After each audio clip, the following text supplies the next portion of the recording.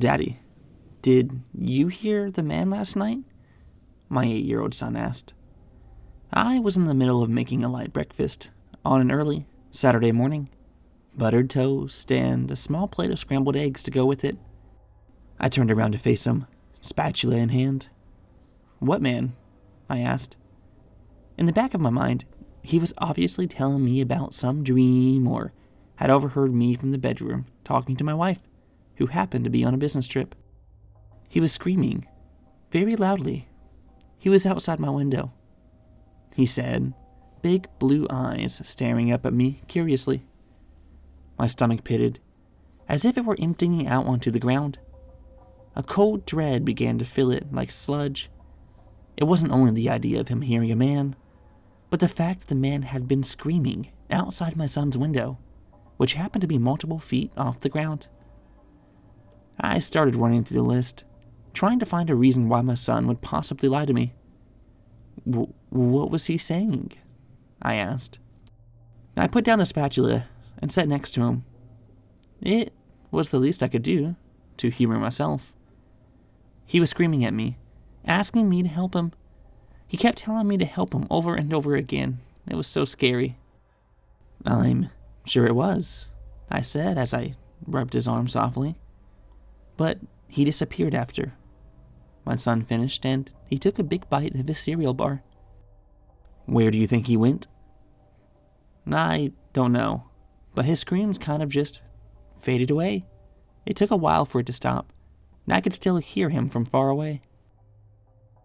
I bit my lip. Out of all the things he'd said, that one got me the most. The screams faded. Granted, my son does have quite the imagination, but to add the fact that the man's screams faded away, slowly, added a disturbing detail to an otherwise banal lie. "Well," I said, standing up, "now I hope he doesn't come back, or I'll knock his block off." I tousled his hair and went back to making my breakfast. "No, I don't think he'll be coming back," my son replied. I stopped, turning back to him. I tried to look for a hint of a smile. I waited for him to say, "Gotcha," with a big grin spreading across his innocent face. But all I found was my 8-year-old son, biting aimlessly on a cereal bar, staring out the kitchen window, oddly enough. I took a deep breath, trying to push it to the back of my mind, but it kept coming back to me throughout the morning, and by late evening, it was all I could think about. So I did what any father might do. For a brief moment, I considered what my son said to be true, and I went to the garage to grab a ladder. "Where are you going, Daddy?" my son asked from the fence gate. "I'm going to look for the man outside your window," I replied, hoisting the ladder against the side of the house. "You won't find him there," he said. "And why not?" "'Cause he isn't anywhere. He's gone." I laughed and I told him to go inside, and eventually, he did. A trickle of discomfort passed through me. Kids, I thought. They can be really fucking creepy sometimes. At first, I wasn't looking for anything. In the back of my mind, I still believed that all of this was a lie. Some nightmare my son had conjured up and relayed to me as if it were reality. I climbed up the steps on the ladder, the brick wall climbing up and up with me until I was at my son's window. I cupped my hands to my eyes, blocking the sun, and looked through.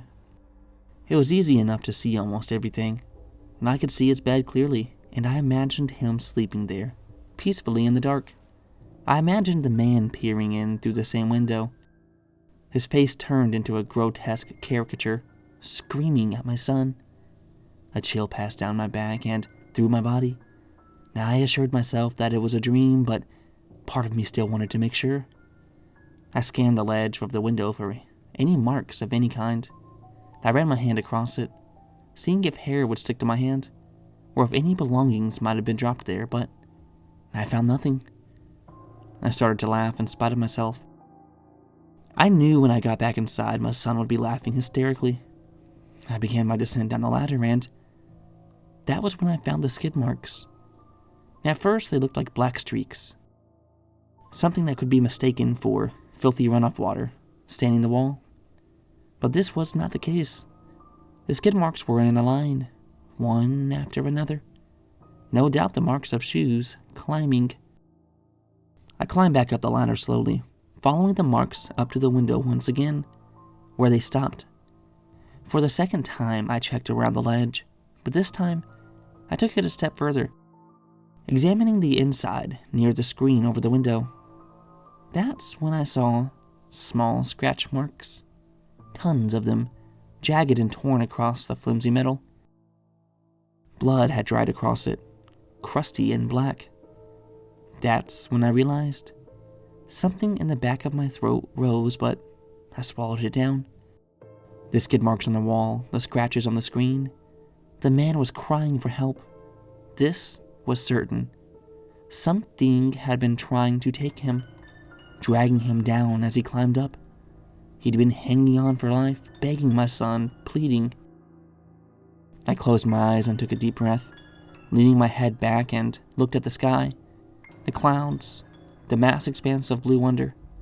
My eyes fell from the sky back down to the roof, to the brick wall. I stopped.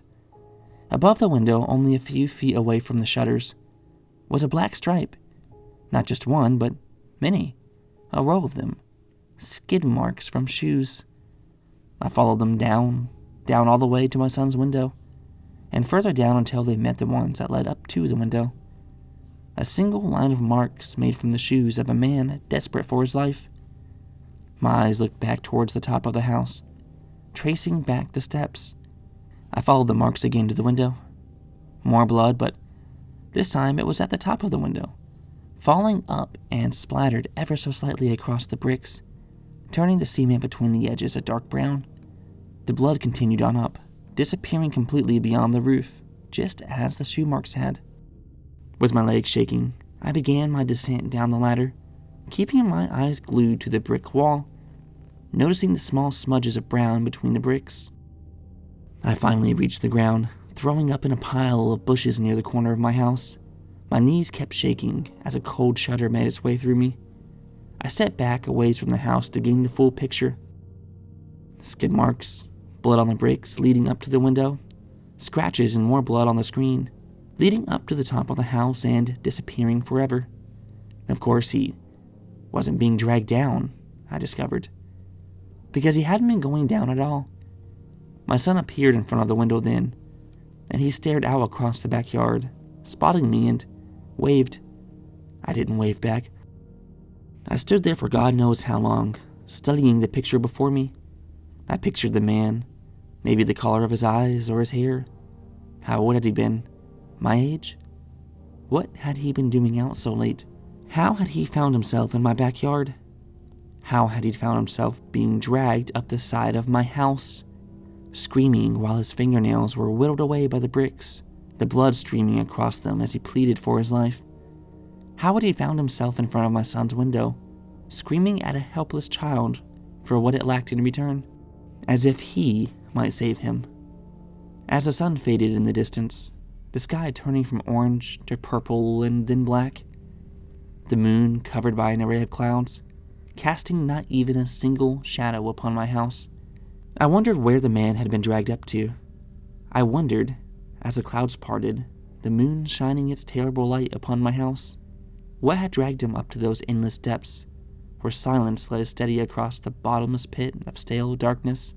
And for a moment, I wonder if I'll be able to see it. Can you? Right there.